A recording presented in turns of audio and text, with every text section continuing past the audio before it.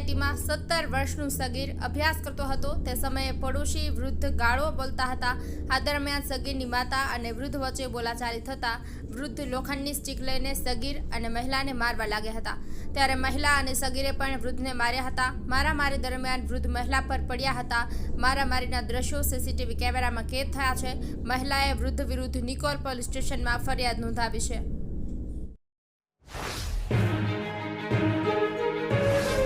વલસાડ જિલ્લાના ધરમપુર ખાતે પાર તાપી નર્મદા રિવર લિંક પ્રોજેક્ટના વિરોધમાં આજે મોટી રેલી યોજાઈ રહી છે। ડેમ હટાવો સમિતિના નેતૃત્વમાં આયોજિત આ રેલીમાં ઉમરગામથી અંબાજી સુધીના આદિવાસી વિસ્તારમાંથી મોટી સંખ્યામાં લોકો ટ્રક ભરીને ઉમટ્યા હતા।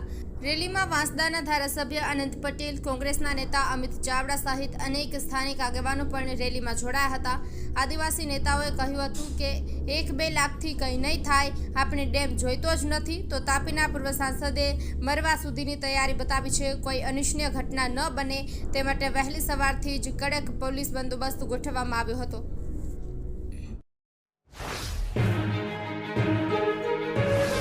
જામનગર મહાનગરપાલિકા દ્વારા પ્રદર્શન ગ્રાઉન્ડ ખાતે શ્રાવણી મેળાનું ભવ્ય આયોજન કરવામાં આવ્યું છે। મેળા માટે 43 પ્લોટમાં 2.30 લાખ ચોરસ ફૂટની જગ્યા ફાળવવામાં આવી છે, જ્યારે વાહનોની સુવિધા માટે 2 લાખ ચોરસ ફૂટનું પાર્કિંગ નિર્ધારિત કરવામાં આવ્યું છે। હાલમાં પરફોર્મન્સ લાયસન્સ ન મળ્યું હોવાથી મેળો શરૂ થયો નથી। આગામી એકાદ દિવસમાં મેળો શરૂ થવાની શક્યતા છે।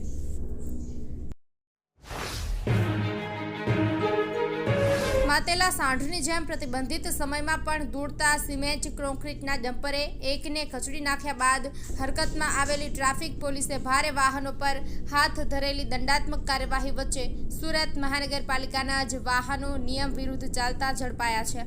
શહેરમાં કચરો ઉઠાવતી અને તેને ડિસ્પોઝલ સાઇટ સુધી પહોંચાડતી કચરા ગાડીઓની નંબર પ્લેટ સહિતની ખામીઓ મળી આવી હતી। આ સાથે એક પણ ડ્રાઈવર પાસે લાયસન્સ નહીં મળતા પોલીસે મનપાના જ 20 વાહન ડિટેઇન કરી લીધા હતા। આ 20 વાહનમાં 2 સિટી બસનો પણ સમાવેશ થાય છે।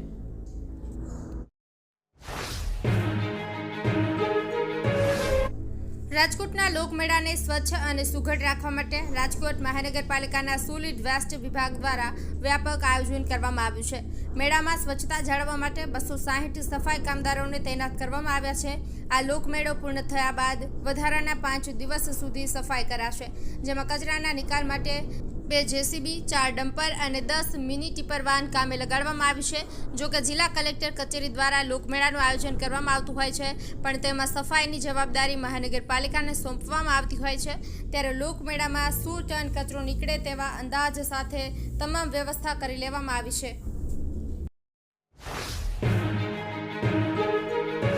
કચ્છ જિલ્લામાં આજે વરસાદી માહોલ સર્જાયો છે। ભુજ શહેરમાં ઝરમર છાંટા પડ્યા હતા। લખપત તાલુકામાં વરસાદી ઝાપટા વરસ્યા હતા। વરસાદના કારણે ગ્રામીણ વિસ્તારની ગલીઓમાં પાણી વહી નીકળ્યા હતા। લખપત તાલુકાના દયાપર, દોલતપર, નાની વિરાણી, બીટિયારી, સુભાષપર અને આશાલડી સહિતના ગામોમાં વરસાદનું ઝાપટું પડ્યું હતું। આ વર્ષે કચ્છમાં ગત વર્ષની સરખામણીમાં વરસાદ ઓછો નોંધાયો છે। ગત વર્ષે 7મ-8મના દિવસોમાં લખપત તાલુકામાં અતિભારે વરસાદ થયો હતો। ત્યારબાદ ભેદી બીમારી પણ ફેલાઈ હતી। હવામાન વિભાગે જિલ્લામાં વધુ વરસાદની આગાહી કરી છે।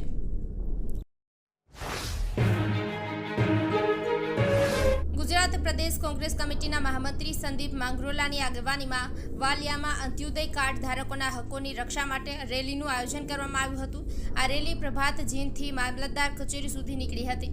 રેલીમાં જિલ્લા અને તાલુકા કક્ષાના કોંગ્રેસના આગેવાનો તેમજ મોટી સંખ્યામાં અંત્યોદય કાર્ડ ધારકો જોડાયા હતા।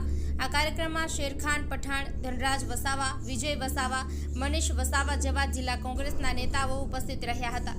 સાગબારા તાલુકા પ્રમુખ સુરેશ વસાવા, નેત્રંગ તાલુકા પ્રમુખ સુરેન્દ્ર વસાવા, વિપુલ વસાવા અને ઝઘડિયાના ચકા પટેલ, કેયુર પટેલ સહિતના આગેવાનો પણ હાજર રહ્યા હતા। પાટણ નેત્રા રોડ પર આજે એક ગંભીર અકસ્માત સર્જાયો છે। પાટણ તરફ જઈ રહેલી લક્ઝરી બસ અને ડેર ગામથી આવી રહેલી ઇકો કાર વચ્ચે નેત્રા ગામ નજીક સામસામે ટક્કર થઈ હતી। અકસ્માતમાં ઇકો કારના ચાલકનું ઘટના સ્થળે જ મોત નીપજ્યું છે। મૃતક ડેર ગામના ગિરિરાજસિંહ રામસિંહ દરબાર હોવાનું જાણવા મળ્યું છે। અકસ્માતની તીવ્રતા એટલી બધી હતી કે ઇકો કારનો કચ્ચરઘાણ નીકળી ગયો હતો।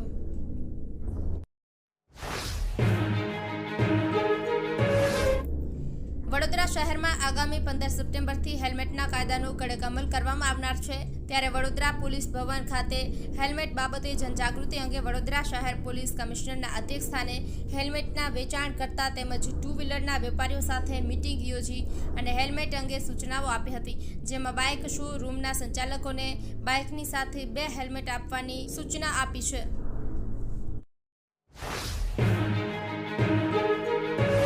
અમરેલી એલસીબીએ વેલ માછલીની કિંમતી એમ્બરગ્રીસ સાથે 2 શખ્સની ધરપકડ કરી છે। પોલીસ વડા સંજય ખરાતના માર્ગદર્શન હેઠળ એલસીબી પીઆઈ વીએમ કોલાદરાની ટીમે બાતમીના આધારે કાર્યવાહી કરી હતી। આરોપીઓમાં તળાજાના જૂના રાજપરા ગામના કિશન ભૂપતભાઈ બારૈયા અને દિનેશ સડાભાઈ ડોડાસિયાનો સમાવેશ થાય છે। તેમની પાસેથી 2.910 કિલોગ્રામ એમ્બરગ્રીસના 3 ટુકડા મળી આવ્યા છે। આ એમ્બરગ્રીસની કિંમત ₹2.91 કરોડ આંકવામાં આવી છે। પૂછપરછમાં જાણવા મળ્યું કે આરોપીઓને આ એમ્બરગ્રીસ તળાજા તાલુકાના રાજપરા ગોપનાથના દરિયા કિનારેથી માછીમારી દરમિયાન મળી આવી હતી। તેઓ આ કિંમતી પદાર્થના વેચાણ માટે ગ્રાહકોની શોધમાં હતા।